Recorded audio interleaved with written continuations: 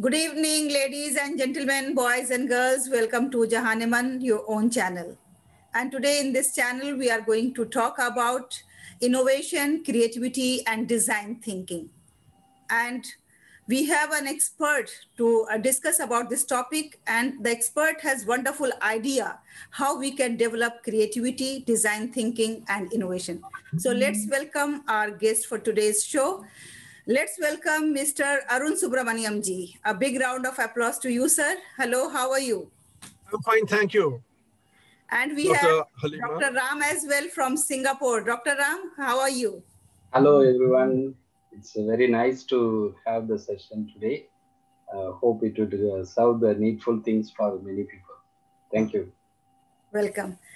So, Arun Subramaniam ji, actually, I know you are a great motivator, you are a great businessman, you are a great inspirer, and everything is great with you. But it is unfortunate for me that I would like to know my viewers also that what exactly greatness lies in you. So please introduce yourself and about your work, about your business, about your mission in life, about your niche. Okay. My name is Arun Subramanian. I'm the managing director of Top League Training and Business Consulting. We are a group of, very successful professionals. Most of them have retired. Top League Training and Business Consulting is our way of giving back to society. Now, I know this sounds very cliche. Whenever you ask a successful man why he's doing something, it is standard operating procedure to say that he is doing it to give back to society. But I would like to tell my viewers through you that what I'm saying here is not just a statement. And to help you understand this, let me tell you why I'm telling this. Governments the world over are worried about climate change. Why? There is no problem with the climate as it is today per se, but they are all concentrating on climate change. People talk about world peace. Why? We are habituated to the world as it is today. We are not much bothered about it. Then why bother about world peace? We talk about collaboration between the nations. Why? Every nation is on its own doing well. Then why should we talk about collaborations? We are talking about all these things with a view in the future. I am past my prime. I have had a very successful, happy, contented life. I am blessed with 2 children who are very successful in life. I have got 2 wonderful daughters-in-law who are more than a daughter to me. They are very successful, very intelligent. But what worries me is, what are my grandchildren and their great-grandchildren going to do? How can I provide for them? I can provide for them only when I ensure that the seeds are sown today, which will serve them tomorrow.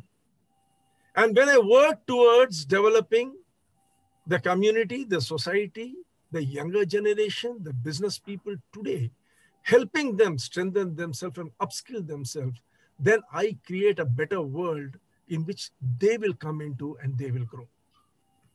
Here, a small example, let me give you.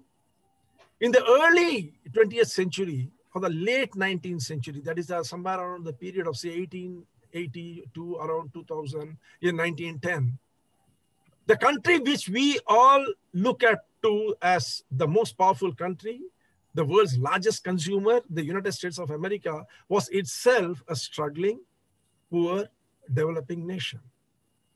But it is the business people, the youngsters, the entrepreneurs of that time who made America into what it is today. We at Top League, numbering around 40 consultants, are desirous of sharing our knowledge, our experience with the world at large, so that, we can build a good India, a good Thank world. you very much, sir. Yeah, thank you very much. It's really a very noble cause and a nice initiative. Today, we are here to know more about this program, and the program which is here. You are going to organize this program for the industries, for the business people, and for others. So will you please just let us know that what exactly is the objective of this program, Creativity, Innovation and Design Thinking, your master class. So what exactly is the objective of this program and what has inspired you to design such a wonderful program? Okay, to help you understand this again, I will have to take you through a long-winded answer and I might ask you a few questions. Yes, please. I hope you will oblige me by answering it. Yeah, sure. You see, we have all seen small children grow up in our house, in our family. We have had children and our children have had children. And, there is no parent, he or she, who's not, proud of their child. Everyone goes to the roof and shouts from the rooftop, my child is a genius. Think of your child when it was 10 months old. Are you not astounded by its inquisitiveness, by its ability to make you dance around doing whatever it beckoned and wanted you to do, at the way it used to express itself even when it had no words to say, the way it used to create things and you used to marvel and enjoy it? But where is all that today? What happened? Along the way, somewhere, the creativity, which is a default behavior in every child, is suppressed. And we grow up into so-called serious individuals who are not just a pain to society, but to ourselves. My program, those 4 days of creativity, is aimed at helping you reclaim that creativity. Psychologists say, that after the age of 24, by that time, everything that you have to learn, the brain is fully developed. And now, that is the period when you have to go back to your roots, reclaim your creativity, because creativity is the only way by which you can live your life to the full. When God sent you here, he did not send you to suffer. He sent you to appreciate his creation, rejoice his creation, celebrate his creation, and to excel in his creation. What are we doing? Suffering. A painful life, full of frustration, sorrow, anger, and fights, all because we have forgotten our creative nature. Actually, my next question was the same.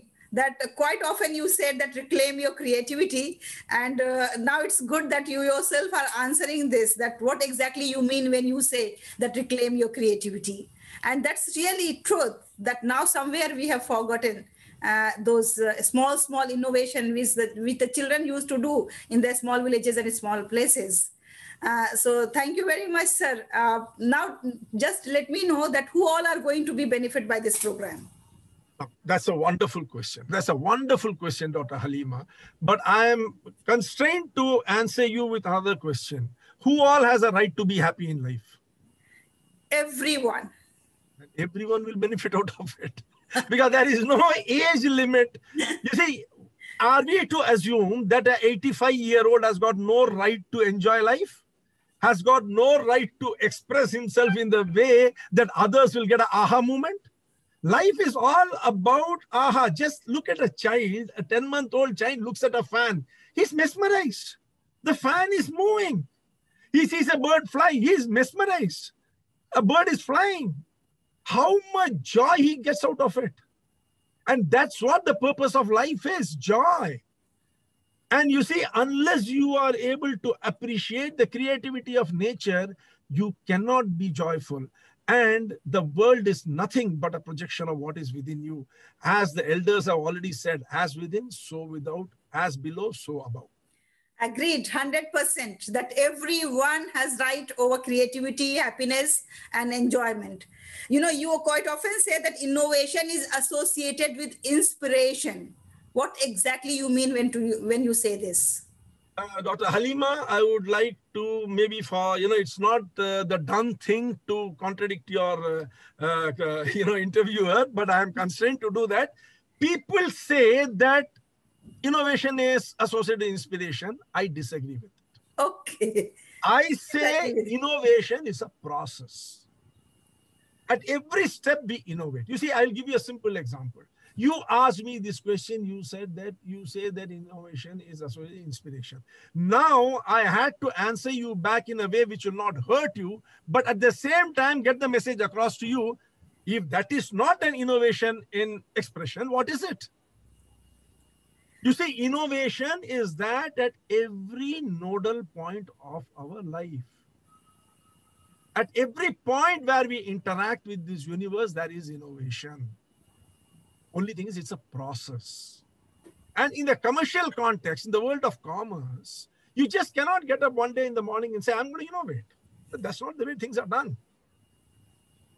You know, if you want to beat competition, you have to innovate. Then you should know where to focus your energies, your thought processes, so that you can come up with an innovative product which will reply the challenges of the market.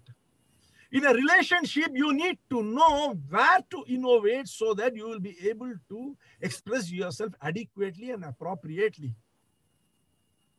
So nice of you. You know, I got it. I understood your point. Thank you very much.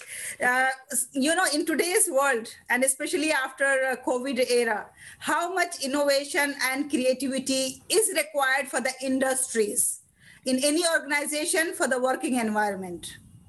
Excellent question. COVID is a watershed moment in the evolution of this earth. Let me put it that way. You know, as they say, grand pictures need grand canvas to paint on. COVID is a disruption the like of which mankind has not seen possibly till today. And what the future is going to be, what the emergent normal is going to be, behavioral scientists and business psychologists are still trying to understand. Everything has changed.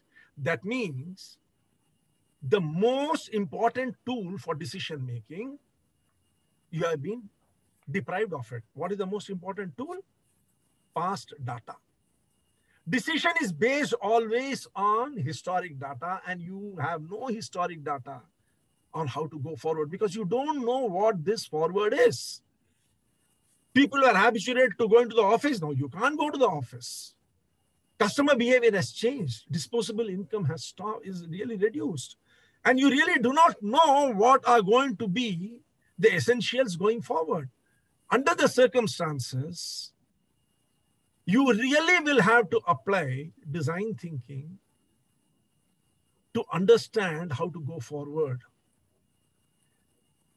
In design thinking, there is a problem called the wicked problem. A wicked problem is one where the problem cannot be defined, the path is unknown, the solution is indeterminate.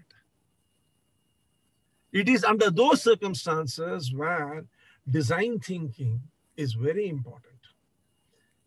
Innovation per se, without the application of design thinking, will not work. Let me explain to you. We all know a pot. A pot is made of clay. And to convert that clay into a pot, you require the expertise of a potter. The clay is a substantial cost, the material which gets converted into a pot. The expertise of the potter is the design thinking. When he applies that expertise on the pot, it gets converted into a clay, which is, in this case, innovative behavior, innovative product, innovative outcome.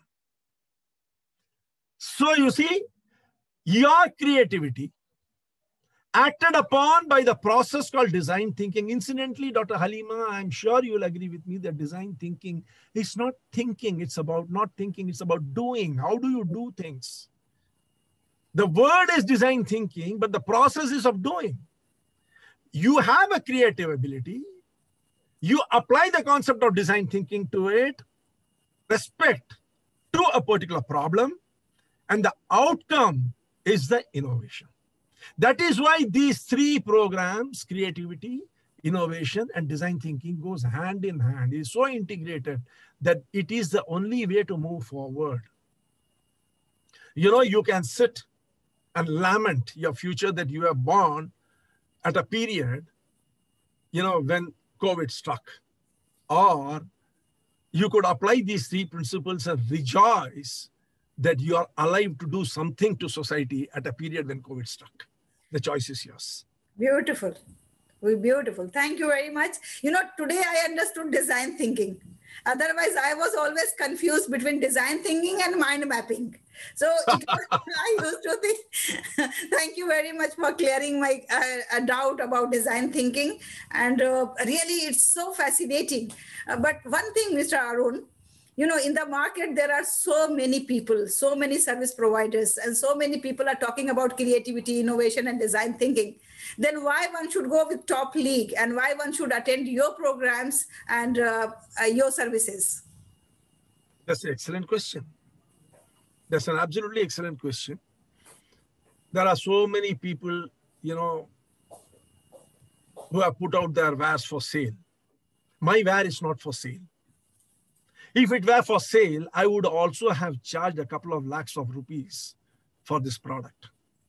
Incidentally, there is an educational institution which is charging $3,000 to $3,500 for this sort of a program. But we are not doing that. Why we are not doing it? Why have we priced ourselves at such a low cost? Because we want it to reach to the maximum number of people. You will have to put design thinking as a default behavior. Second thing is, we are going to be not just teaching design thinking, we are going to be helping you understand the process of reclaiming your creativity. We are going to be helping you to understand where to focus your creative ability for innovating, how to do it. And then we are going to be explaining in detail the principles of design thinking, the processes of design thinking, and how to integrate it into the social and commercial fabric. Now, another thing. Let me help you understand a bit more about design thinking, what is going to be our methodology of teaching. Most people, you know, will just explain the terms, maybe give a couple of examples and leave it at that. But now I am going to show you a live example of your understanding one particular aspect of design thinking. It is not going to take you more than half a minute. Thank you very much. Okay. Now, customer is king. So what picture came in your mind? Nothing. You just heard the words customer is king, right? Now, how many children do you have, Dr. Halima? I have 2 sons. 2 sons. Tell me the name of one of the sons. It's Ammar, Ammar. Ammar is king. What picture came? Ammar with a crown. So how is it that the picture of Ammar with a crown came in your mind? Why did it come? Because you could immediately relate to that name Ammar, right? Yes. In the commercial world, we always listen, customer is king. This product is for this customer. This product is for that segment of the customer. We hear or not? Yes. And the whole thing falls flat on its face. Because the customer is unable to relate with him. Relate with that concept, relate with that statement. But in design thinking, what do? We create something called a persona. What is a persona? We take that customer segment and create a picture of that customer segment. We give characteristics to it. We give a name. We give a profession. We give strengths, weaknesses, behavioral and attitudinal, elements we add to it, and we create a real life of a customer. And then we say, this product is focused at Ammar. Now, every person will relate to it immediately. That is design thinking. Design thinking is application of all the concepts which are preceded till today. The reason why design thinking is so powerful is we help you identify who your real customer is. When we say address the pains of the customer, okay, so you want to buy a handbag. Now, what are the pains? You don't know. But when I map the customer journey to you, immediately you identify with the pains that will go, which will be fulfilled by that handbag. Now people say enhance the customer experience so that they will go and buy the handbag. What does it mean? It's just a bunch of words, but I help you create an experience pyramid and then take you step by step and show you what you need to add at every step, so that when you buy the handbag, you feel, that you are Bridget Bardot walking down the streets of whatever avenue it is in Hollywood. And, you imagine yourself like that, because ultimately, Dr. Halima, the world is a world of experience. The world is good or bad depending upon your experience. Right and or not? always believe that it's all in the mind. If Totally. you are capturing the mind of the customer, then naturally the customer is your slave. Then whatever you want to sell, you can sell to the people. I always say, the only piece of land available to you is 6 inches between your 2 ears. What you do of it decides whether you are a king or a slave. True, very true. So Dr. Ram, in this course, how Singapore is going to contribute? You are from Singapore and you are associated with this course. So please let us know. Yeah, from Singapore as a smart nation environment, here the strategy already postulated, and the government take all the measurements and the steps, concepts, everything for the education to the students who are associated with the educational institutes in Singapore. And they are opening with the global collaboration, especially for this creativity, innovation, and the design thinking. Because whatever the way in future, the smart nation or smart city or smart home environment really require all these kind of needs and developments. So whatever the way, the companies or organizations who equip with the staff members or any kind of stakeholders who are dealing with the customer-centric values must need to learn all these facts and the factuals which are going to empower them and engage them for making a lot of services credibility to the organization to withstand in the competition. So that is the goal set, and I'm very eager to join and attend this program, and want to know many ideas, many facts, as he has lot of values behind this course. That way we can be able to enrich our capabilities. Thank you very much, Dr. Ram, for joining us. And I think before winding up the program, can we inform our viewers that what exactly they have to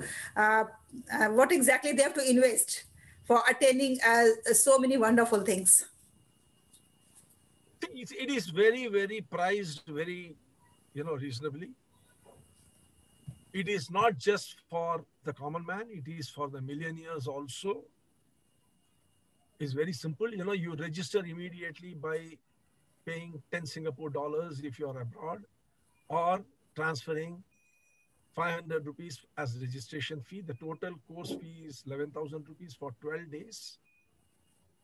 Every day from February 19th onwards, Friday, Saturday, Sunday, Monday, the first 4 days will be for creativity.